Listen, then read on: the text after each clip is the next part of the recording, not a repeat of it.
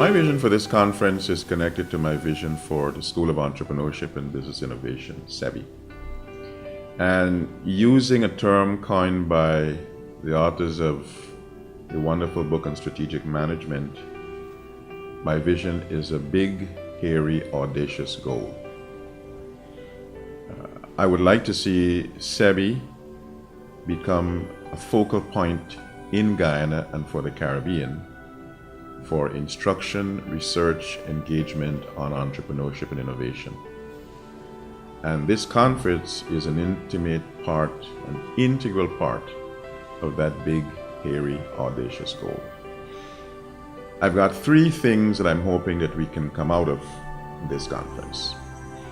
First is to bring relevant stakeholders together.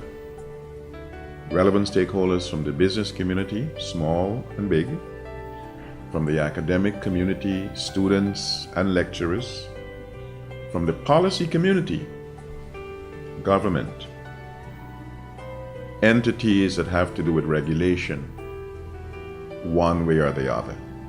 And importantly, any individual in the street who has an interest in entrepreneurship, who has an interest in innovation. My second goal is that out of this conference can come some ideas for implementation.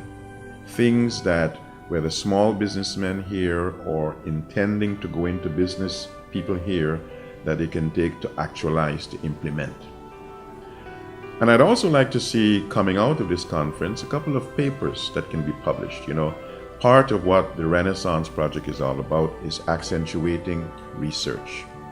The basis for research is the basis for advising others in the academy, in the policy arena.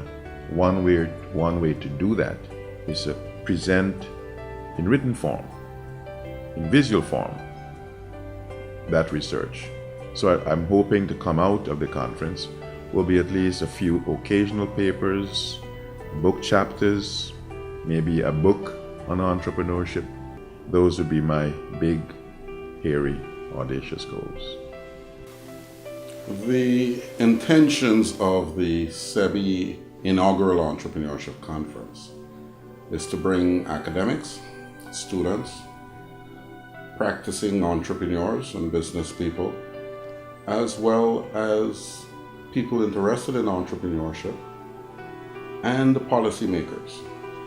Bring them together so that we can advance the conversation about what it takes to be an entrepreneur, what are some of the policies that may be necessary to be put in place for entrepreneurship to thrive, as well as innovation. What are some of the protection mechanisms we need to put in place?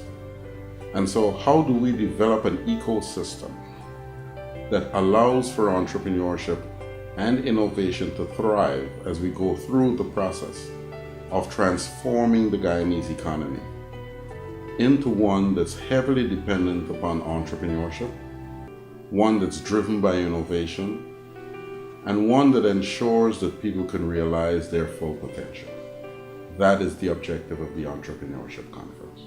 This conference really does mean a lot to me. My specialization is in entrepreneurship, so I'm very happy that the university has chosen this particular topic to bring it to the forefront, to have the level of information disseminated and discussions had about the topic we've spoken for over a decade now. We do believe that entrepreneurship can make a significant difference in our country, but do we understand it? And I would really encourage as many existing and aspiring entrepreneurs to attend this particular conference because there's a lot to know. We do have a large informal sector. How do people fit into the legal structure and still have their businesses operate profitably? There's also innovation. If we don't innovate, we die.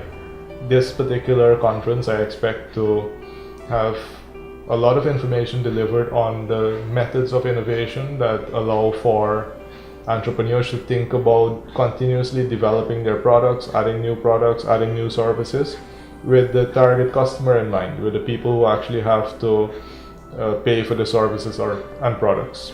With a theme like economic transformation through entrepreneurship and innovation, I don't think a lot of entrepreneurial-minded young people should miss this event.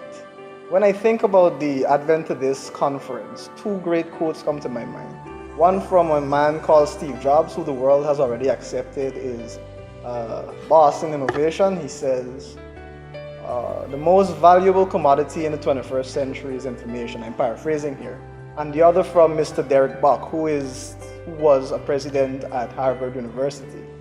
And he says, if you think education is expensive, try ignorance. So for all you young entrepreneurs out there, knowledge is power. Don't miss this event. You could benefit lots. The reason you should go to this conference is if you're in the business field, you more likely will be involved with entrepreneurship. And if you would go to this concert, it will expand your knowledge in entrepreneurship and open up your mind more in entrepreneurship. Experienced persons will be there to give you advice, well, better advice on entrepreneurship also. Persons like from IPED, Small Businesses Bureau, Ministry of Business will be there. So it will be a small fee of $10,000 and it will be a risk to take.